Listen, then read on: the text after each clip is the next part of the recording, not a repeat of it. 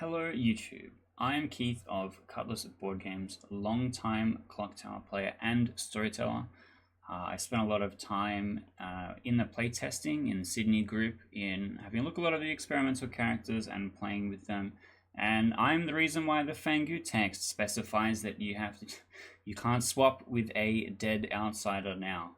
And after playing for a long time and making YouTube content about a lot of Clocktower stuff, I've started brewing up custom characters. I've started looking at how the game is designed and what I want to do to add to it and what things could be changed. Originally, back in the day, there was a lot of discussion about why the Butler does what it does, the way that it does, and a lot of people suggested solutions for it, none of which obviously came through. And what I wanted to look at, as while often I will take a game and create custom content for it as a design exercise for myself, today I wanted to look at the outsider experience in Blood on the Clocktower, because this is something that can easily create a negative experience for a player depending on how a setup goes, or does it really, true to form, do what the objective of the character type is? So let's have a look at that. The outsider. You are on the good team, but represent an obstacle for the good team to overcome. So this is a balancing thing where how many evil people you want to have in the game is then modified by having outsiders instead of townsfolk, so there isn't too much information or too much powerful good players. You're basically a shitty good player. In some cases a villager, some cases worse. Which kind of sucks for you in particular if you are that character. Because what the outsider experience actually is your existence creates a game experience for every other player.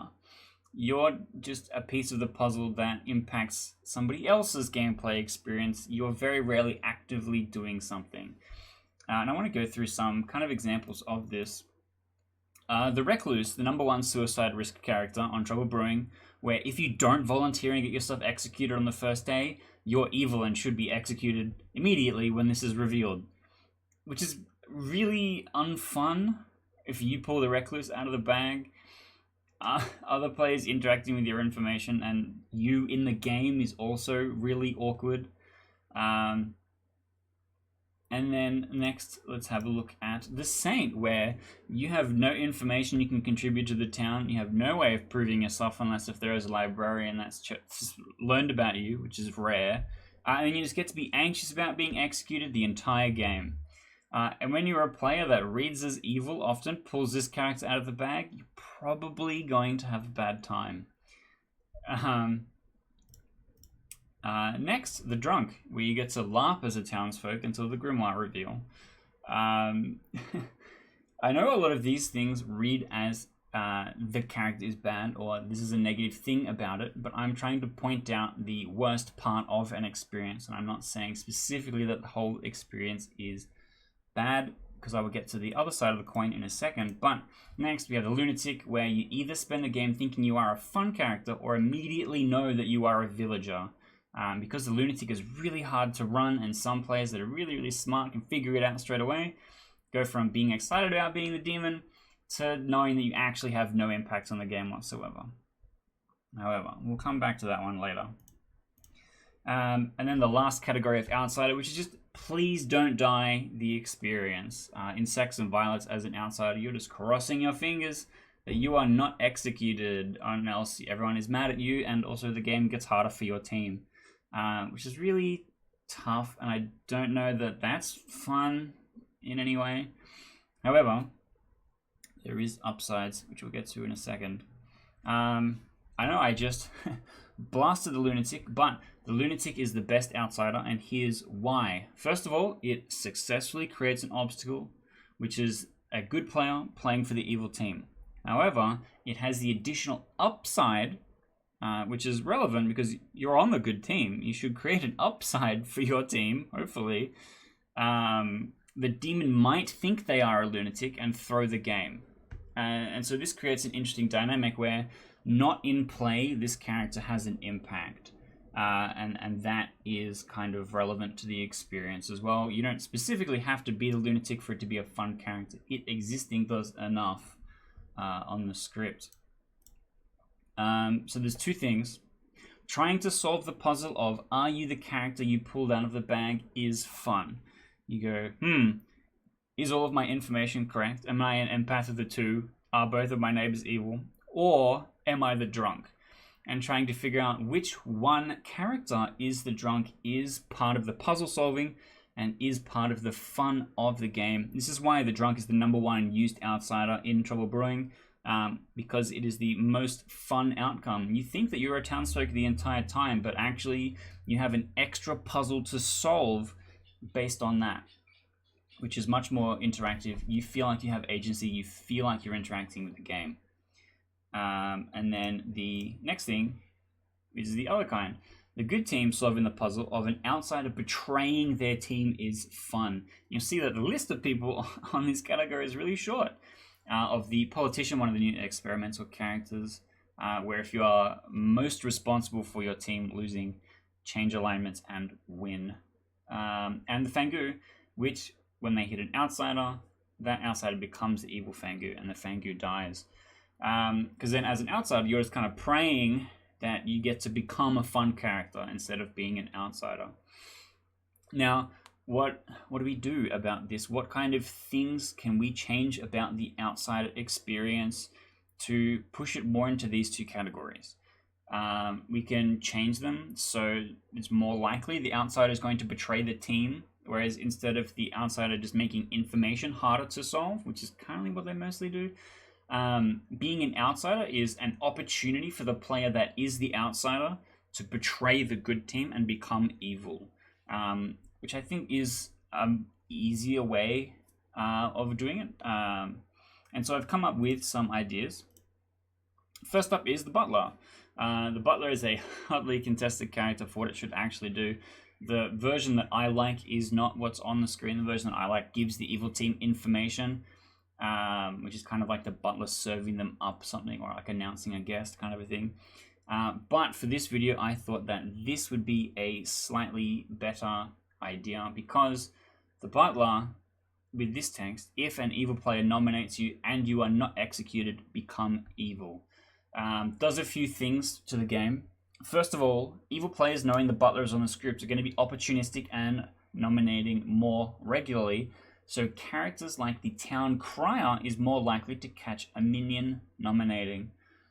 You as the Butler don't want to publicly be the Butler, but you doing something shady, getting nominated, not being executed, changing your behavior suddenly the next day, people go, oh, this person must be the Butler, we actually should go and execute them.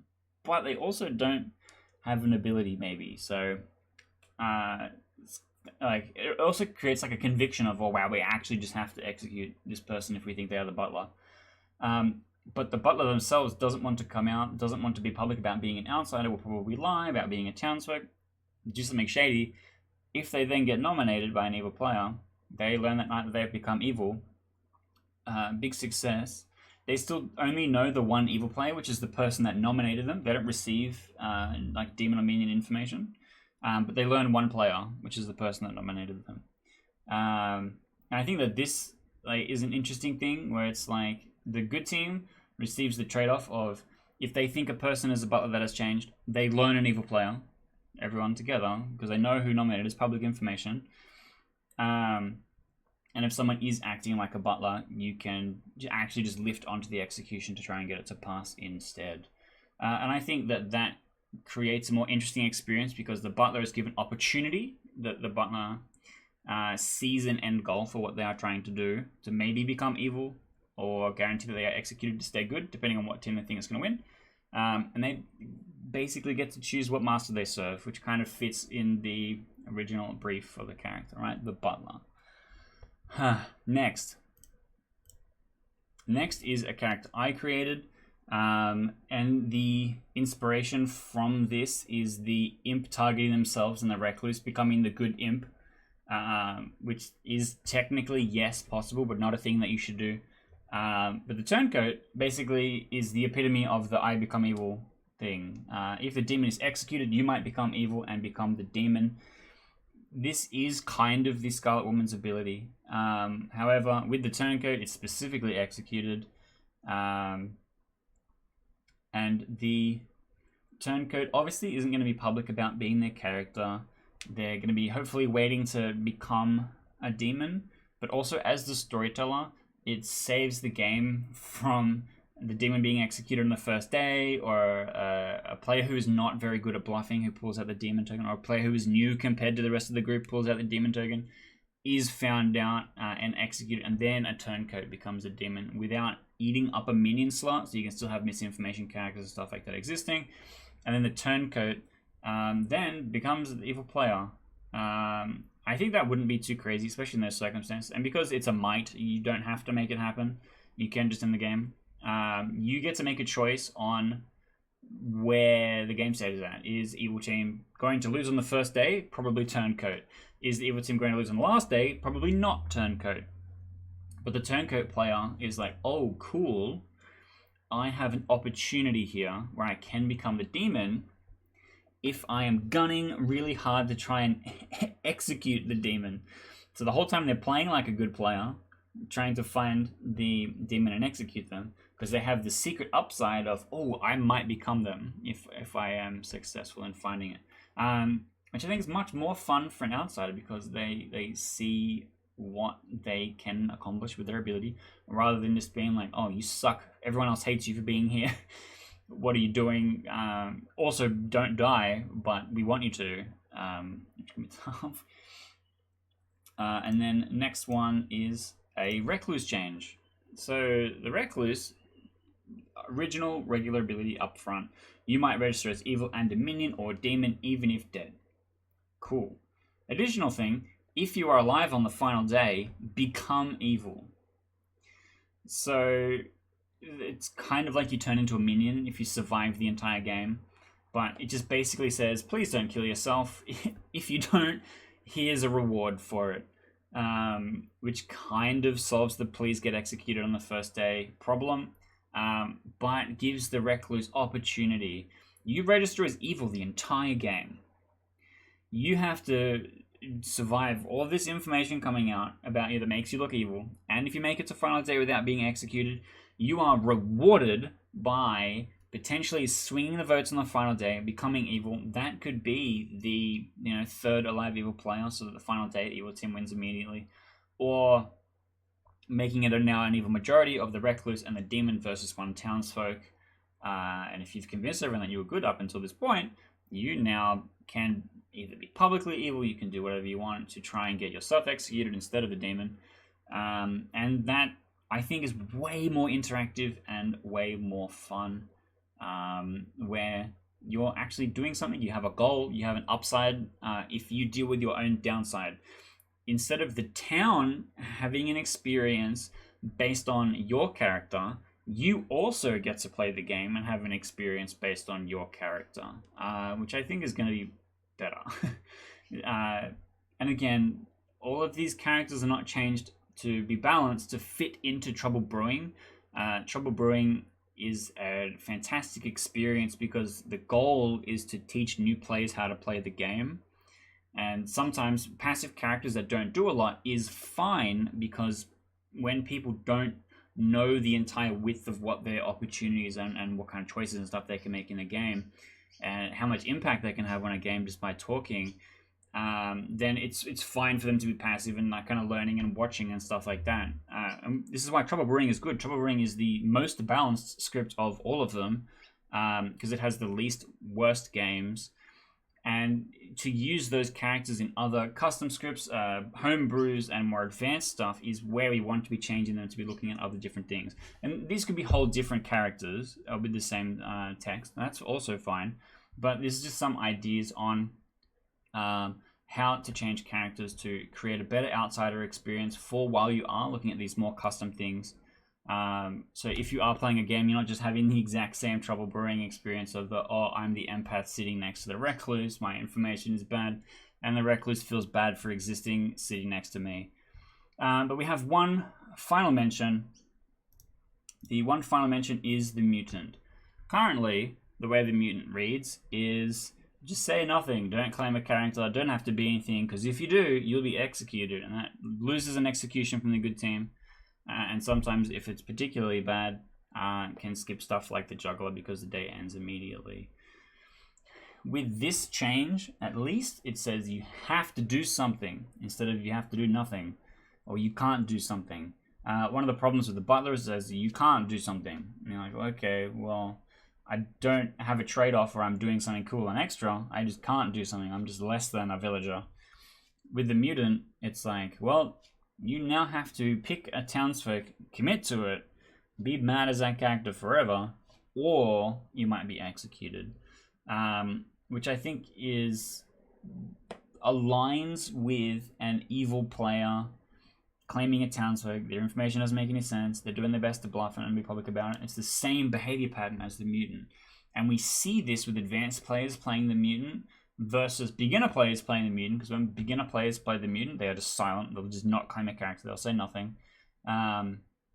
Which is not fun. Like, you're saying nothing is not madness. That's just declining to participate, which sucks. The trade-off shouldn't be you can't claim a character to anyone at any time. That goes against the rules. You're supposed to be able to say anything at any time. And madness should be you have an extra thing to say, an extra goal that you're trying to accomplish. With this particular version of the mutant, it is kind of close to the pixie, where the pixie is a townsfolk that cares about being mad about a particular townsfolk. And then if they're lucky, they then additionally get an ability. With this, obviously has the downside of you might be executed and you're kind of spewing misinformation into the town. But it also gives the evil players the fallback of I was the mutant claiming all this stuff, that's why my information doesn't make any sense, or whatever. Like, keeping in mind how something's existence is present on the script versus in a player's hand is also relevant. But the goal is to give outsiders something to do so that they don't feel like they have nothing to do, because solving the puzzle is part of the fun, but you want to be able to contribute to it in a meaningful way. The Recluse having something to do, the characters that maybe want to become evil and betray the good team are presented with opportunity, and it gives them more to do, and it makes it more fun other than patiently waiting for the next game and praying that you are not executed. And so that's kind of my take on what people, especially homebrewing people, like the goal of this video is for people that are looking at homebrewing and trying to build stuff, is to look at the outsider experience and look at what you want to change for it to fit onto the script. Because a lot of the time when I see homebrew scripts and stuff, they come up with some really cool evil team stuff, and the good team doesn't change at all. Good team's using base 3 characters, and the good team doesn't come up to match the power of the insane evil team, and it's unbalanced. And you should have outsiders that don't just hugely punish the good team, but have cool and interesting interactions with the game state that you're creating, so that hopefully they feel rewarded for interacting or rewarded for jumping on opportunities. If you did think this was kind of interesting, or you have outsiders and stuff that you've created, I'd love to hear about them in the comments. Let me know. And I do have a lot of Clocktower content on this channel. Every Wednesday comes out with a live play video. On a Sunday, I release some storyteller tips kind of content. A little bit like this video, but this one is a bit special. So definitely check that out. It's all in a playlist. You can find it all pretty easily from here. And hopefully you'll be seeing me doing some Clocktower stuff soon.